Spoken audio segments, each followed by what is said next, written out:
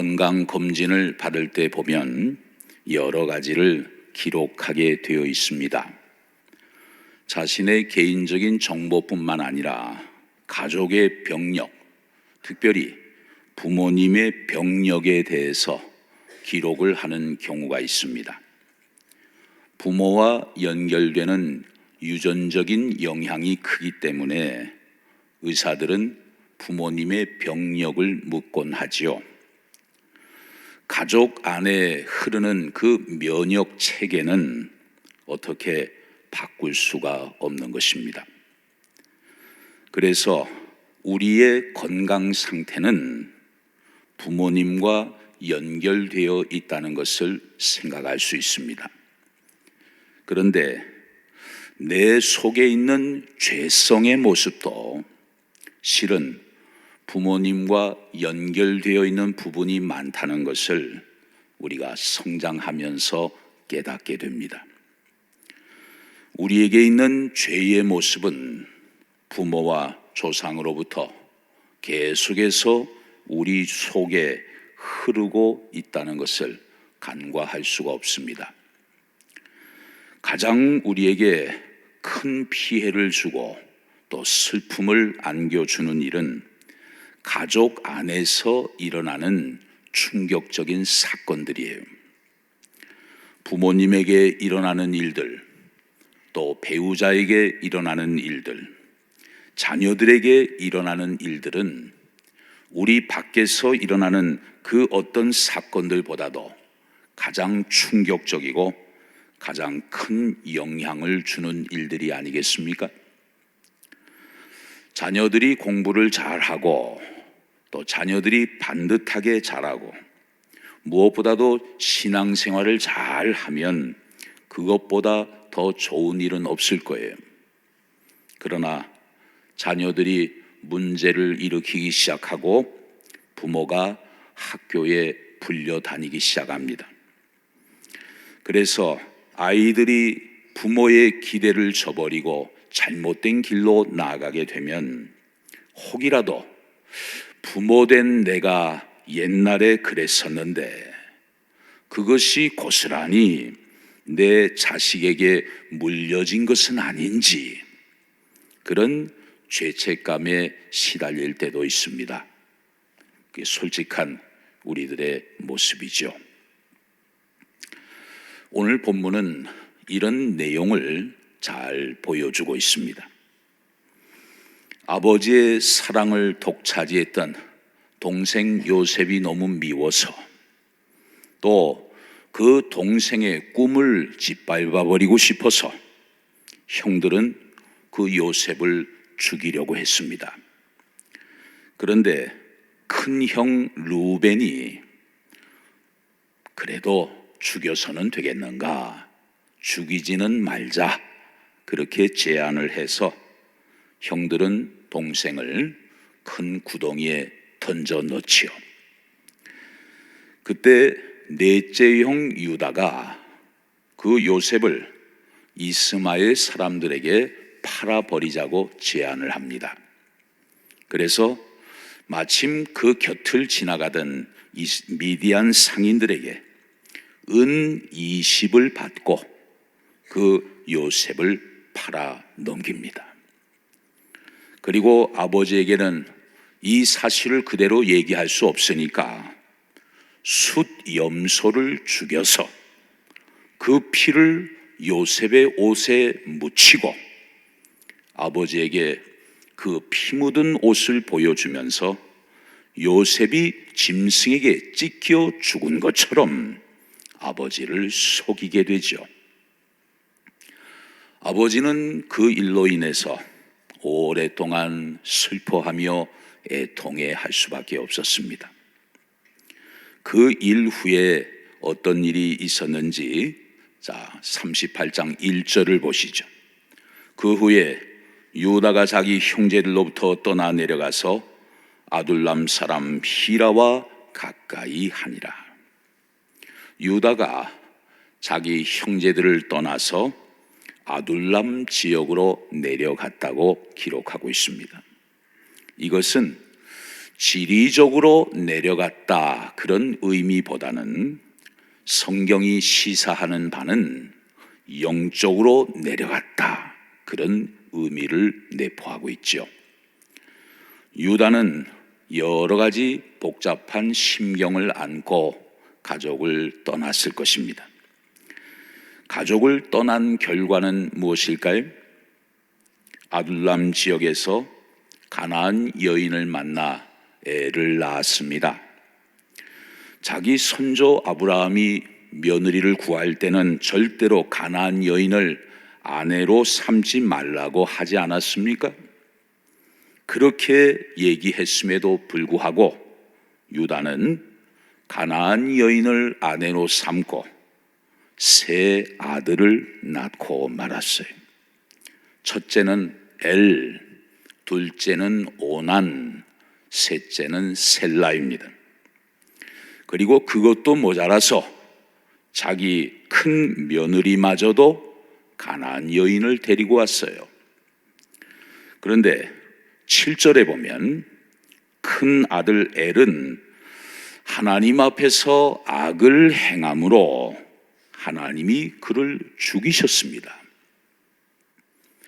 유다의 악한 죄성을 그 장자가 그대로 이어받은 거예요.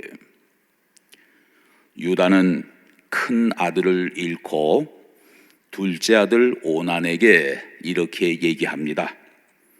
네 형이 후손이 없이 죽었으니 대를 이을 사람 없이 죽었으니 네가 형수에게로 들어가서 대를 잇게 해라.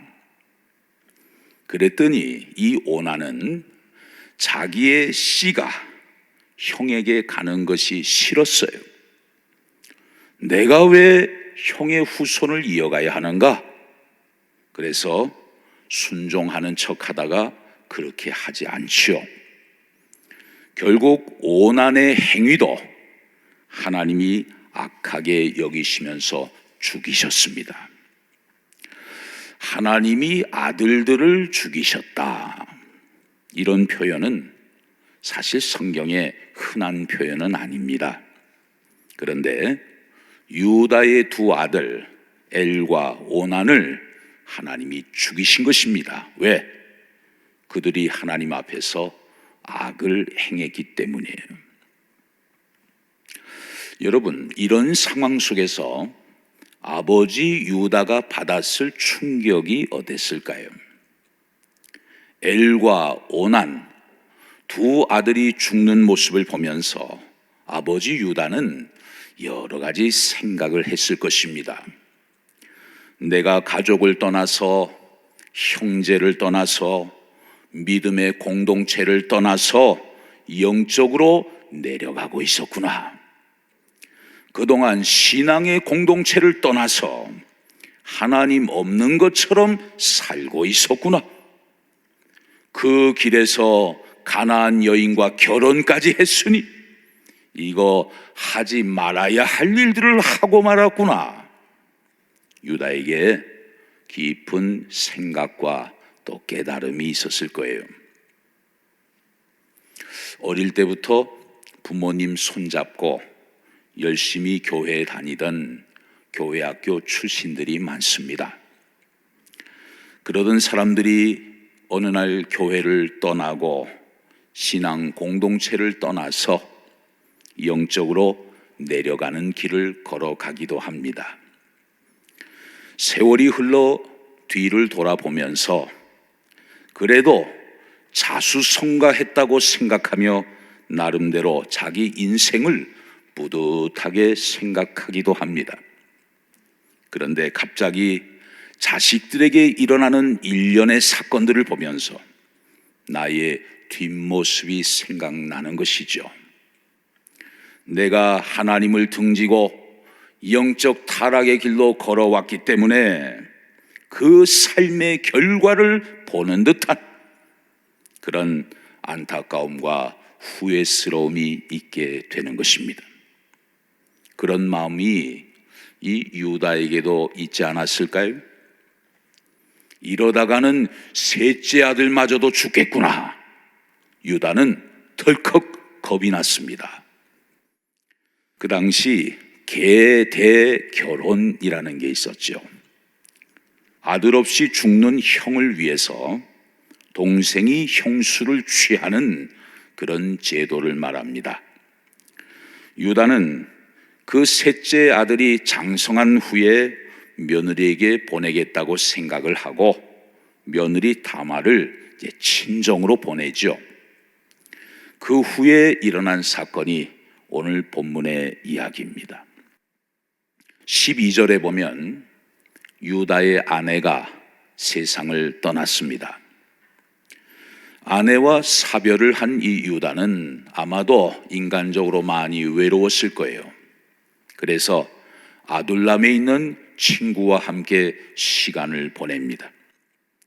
유다의 며느리 다말은 셋째 아들이 장성하면 다시 며느리로 받아줄 것이라는 그 시아버지의 약속이 거짓이라는 것을 알고 있었습니다. 자기 셋째 아들이 죽을까봐 며느리를 내쳤다는 사실을 너무나 잘 알고 있었어요. 그래서 다말은 시아버지가 어디로 움직이는지 그 동선을 파악하고 이제 창녀의 모습으로 분장을 해서 결국에는 시아버지와 동침을 한 후에 임신을 하게 돼요.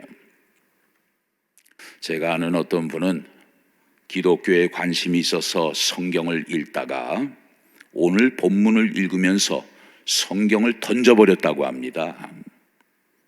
아니 뭐 이런 게 다 있어? 시아버지와 며느리가 동침을 하면서 애를 낳는 거 이게 말이 되는가? 아니 내가 좀 경건하게 살아보려고 예수를 좀 믿어볼까 했는데 그래서 성경을 창세기부터 읽어보는데 뭔 이런 인간 이하의 행동을 성경에서 얘기하고 있는가? 성경을 던져버린 거예요. 여러분, 성경은 인간의 삶을 의도적으로 미화시키지 않습니다. 부끄럽고 수치스러운 모습들을 그대로 적나라하게 드러냅니다. 그런 모습들을 통해 인간이 얼마나 타락한 존재인지를 보여주면서 참된 구원의 길을 우리에게 제시해 주는 것이죠. 그런데 이 며느리 다말이 참 지혜로운 것은 시아버지와 동침을 하기 전에 조건으로 보상을 요구했습니다. 그랬더니 이 유다는 염소 새끼를 주겠다고 약속을 해요. 그래서 이 며느리 다말이 염소 새끼를 가져올 때까지 담보물을 달라고 요청을 합니다. 유다는 담보물로 3가지 물건을 다말에게 맡기죠. 첫 번째는 자기 도장, 그리고 끈, 그리고 손에 있는 지팡이. 다말은 시아버지의 물품들을 증거로 잡아놓고 동침한 후에 호련히 사라져 버립니다. 3개월이 지났습니다. 다말의 배가 슬슬 불러와요. 이 이야기가 시아버지 귀에 들려왔어요. 자, 본문 24절을 보시죠. 석 달쯤 후에 어떤 사람이 유다에게 일러 말하되 네 며느리 다말이 행음하였고 그 행음함으로 말미암아 임신하였느니라. 당신 며느리가 간음했습니다. 그 며느리의 배가 불러오고 있습니다. 이 소식을 들은 이 시아버지 유다는 너무 화가 났어요. 아니 어떻게 그런 일이 있을 수 있는가? 내가 가나안 여인과 결혼을 하고 또 가나안 여인을 며느리로 맞았더니 정말 가나안 여인은 어쩔 수가 없는 것인가? 아이고 정말 며느리 하나 잘못 들어와서 아들 2이나 죽어나가고 정말 못된 거 하나 들어와가지고 우리 집안 다 망하는구나. 유다는 너무 화가 나가지고 다말을 끌어내서 불로 태워 죽이려고 했어요. 그때 다말이 끌려가면서 잠깐만요, 잠깐만요. 이 물건들 주인 때문에 내가 임신하게 됐습니다. 내 뱃속의 애는 이 도장과 끈과 지팡이를 준 사람으로 인해서 얻은 생명입니다. 그런 고백을 하게 돼요. 유다가 그 물건들을 보니까 이게 웬일입니까? 다 자기 물건이에요. 그때 유다가 이런 고백을 합니다. 자, 본문 26절 상반절에 보면 유다가 그것들을 알아보고 이르되 그는 나보다 옳도다. 네가 나보다 옳구나.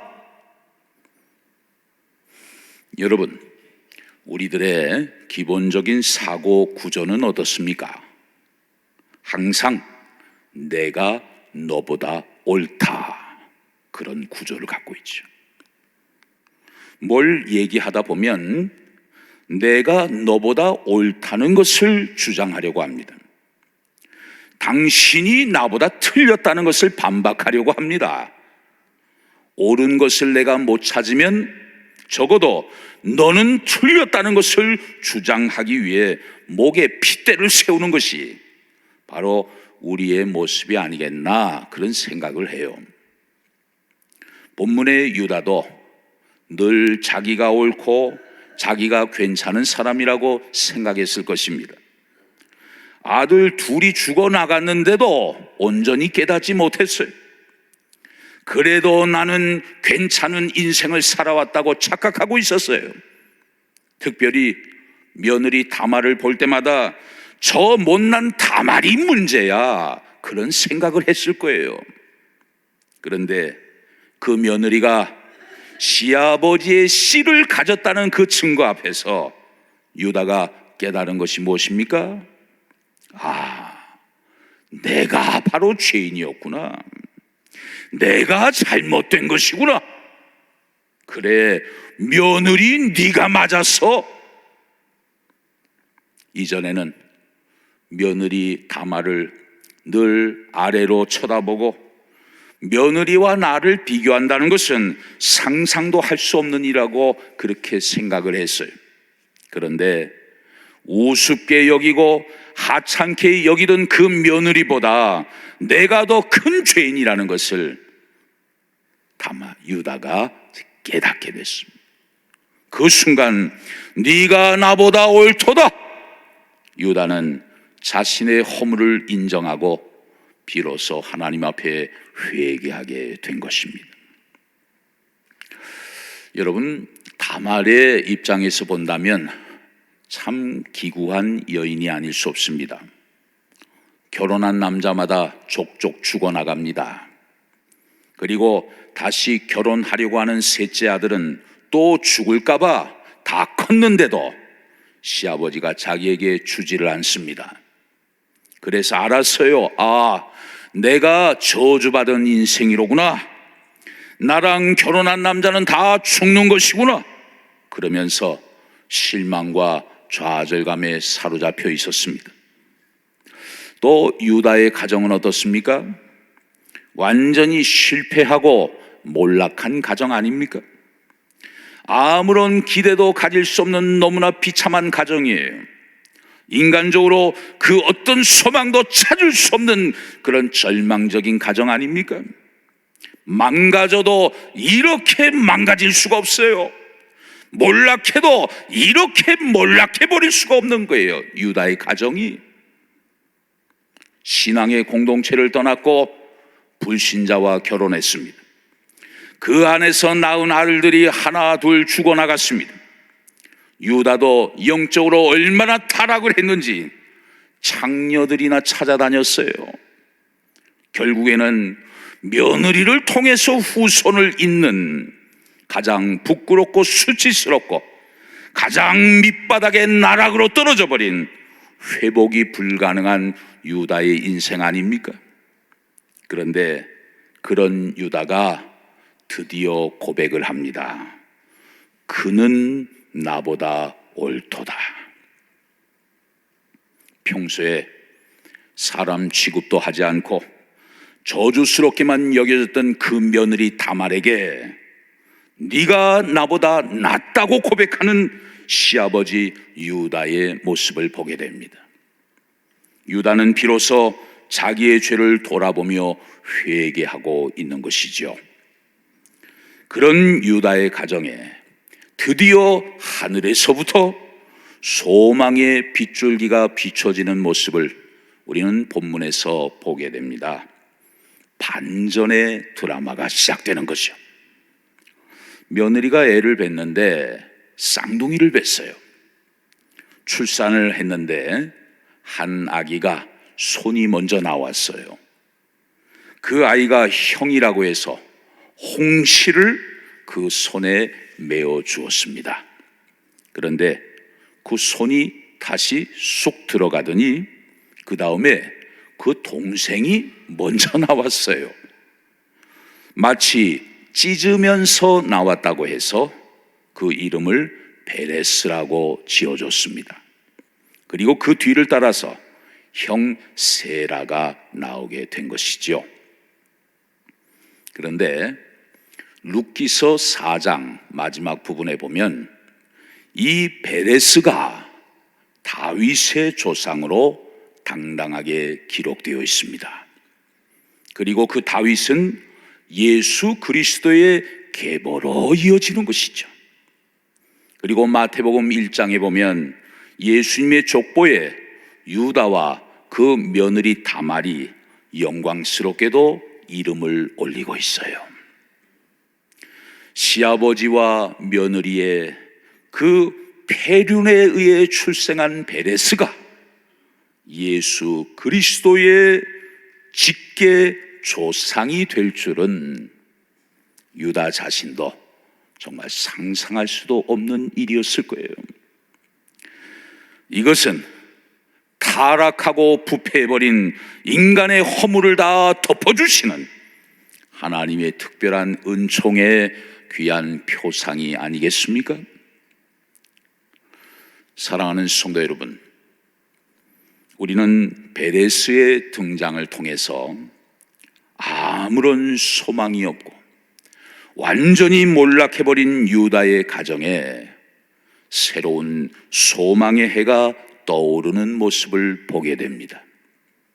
그 베레스를 통해 이스라엘의 성군 다윗이 나오게 되고 그 후손으로 메시아 예수 그리스도께서 이 땅에 오시게 된 것이죠. 우리 인간이 뭔가를 받을 자격이 있다면 예외 없이 심판받을 자격밖에 없습니다. 우리는 매맞을 자격밖에 없습니다. 우리는 멸망당할 자격밖에 없는 거예요. 그러나 이러한 죄인들이 진심으로 회개하고 하나님께로 돌아오게 되면 하나님은 언제나 소망의 은혜를 베풀어 주신다는 것을 오늘 베레스를 통해 약속해 주시는 것입니다. 아무리 몰락했던 유다의 가정이라 하더라도 유다가 네가 나보다 옳도다 인정하고 회개하는 순간에 하나님은 반전의 드라마를 쓰기 시작하셨다고 저는 생각합니다. 오늘 우리도 우리의 허물과 죄를 인정하고 하나님 앞에 회개하고 하나님께로 온전히 돌아오게 될 때 아무리 소망이 없고 캄캄한 가정이라 하더라도 다시 하나님의 은혜로 희망의 무지개가 활짝 떠오르게 될 줄로 믿습니다. 이 회복의 은혜가 오늘 예배드리는 저와 여러분에게 충만히 임하게 되시기를 주의 이름으로 축원합니다.